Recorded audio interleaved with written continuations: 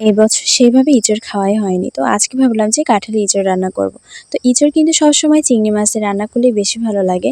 তবে আজকে ফ্রিজ খুলে দেখলাম যে কয়েক পিস মাংস আর মুরগির চামড়া ছিল। ভাবলাম যে এটা দিয়েই রান্না করি, দেখি কেমন লাগে।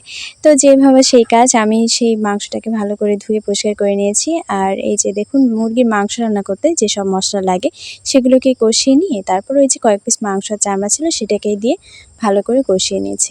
আর অন্য কড়াইতে ভাবলাম যে মাংসটা কষা হতে হতে এই যে কাঁঠালের যে ইঁচড়গুলো বেছে নেওয়া হয়েছে এগুলাকেই ভালো করে কষিয়ে নিই, তাহলে রান্নাটা একটু তাড়াতাড়ি হয়ে যাবে। এদিকে বৃষ্টি হচ্ছে আর কারেন্ট তো থাকেই না, একবার যায় আর একবার আসে।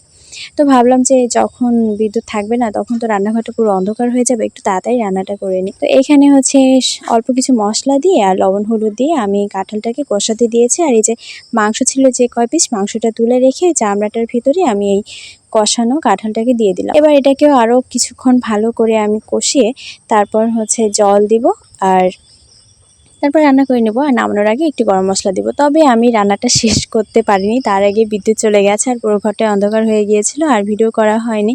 তবে ইঁচড়টা কিন্তু খেতে অনেক বেশি মজার হয়েছিল। আজকে ভিডিওটা এখানে শেষ করছি। সবাই ভালো থাকবেন, সুস্থ থাকবেন, টাটা।